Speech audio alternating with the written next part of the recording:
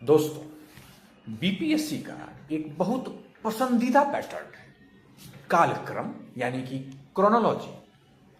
छात्र अक्सर तारीखें याद करते हैं, लेकिन परीक्षा में फिर भी गलती कर देते हैं। आज मैं आपको सिर्फ एक प्रश्न का उत्तर नहीं बताऊंगा, बल्कि एक ऐसा तरीका बताऊंगा जिसके बाद स्वतंत्रता आंदोलन के क्रोनोलॉजी वाले अधिकांश प्रश्न आप खुद हल कर पाएंगे। प्रश्न कहता है कि भारतीय स्वतंत्रता संग्राम से जुड़ी निम्नलिखित घटनाओं को सही कालक्रम में व्यवस्थित कीजिए। घटनाएं हैं: पहली, मुस्लिम मुक्ति दिवस; दूसरी, प्रत्यक्ष कार्रवाई दिवस; तीसरी, कांग्रेस मंत्रिमंडलों का इस्तीफा; और चौथा, व्यक्तिगत सत्याग्रह। अब इन चार को क्रम से लगाना है।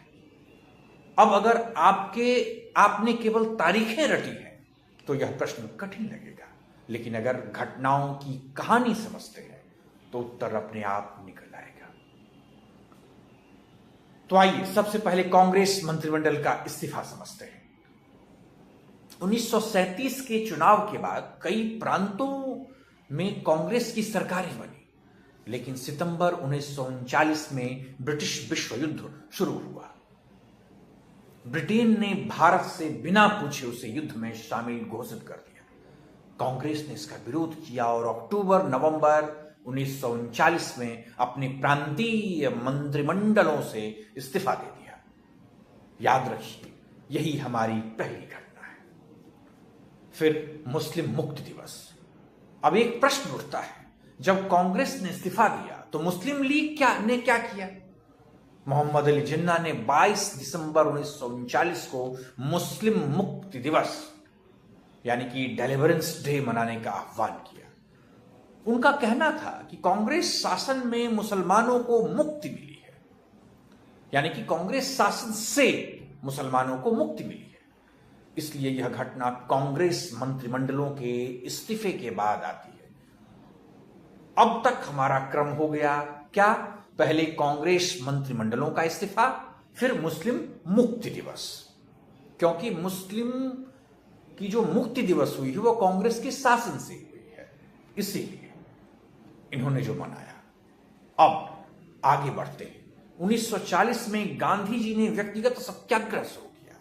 ध्यान दीजिए, यह भारत छोड़ो आंदोलन नहीं है, यह सीमित सत्याग्रह था। गांधी जी का उद्देश्य यह दिखाना था कि भारतीयों को अभिव्यक्ति की स्वतंत्रता मिलनी चाहिए। पहले सत्याग्रही कौन थे? याद है ना?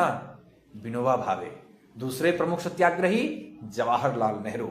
इसलिए व्यक्तिगत सत्याग्रह मुस्लिम मुक्ति दिवस के बाद आता है। अब अंतिम घटना, 1946 में कैबिनेट मिशन योजना के बाद मुस्लिम लीग ने 16 अगस्त 1946 को डायरेक्ट एक्शन डे मनाने की घोषणा की। इसके बाद कलकत्ता सहित कई स्थानों पर भीषण सांप्रदायिक दंगे हुए। यह हमारी सूची की सबसे बाद की घटना है। अब विकल्प को देखते हैं। सही क्रम है 3, 1, 4, 2। स्क्रीन आपने जो अपना YouTube का जो थंबनेल देखा होगा उस पर यह प्रश्न मैंने डाला है, इसलिए ऑप्शन ए सही उत्तर होगा। अब बीपीएससी की सोच समझिए। यह प्रश्न केवल क्रोनोलॉजी नहीं पूछ रहा था, इसने स्वतंत्रता आंदोलन के 4 अलग अलग चरणों को एक साथ जोड़ दिया। किस किस को?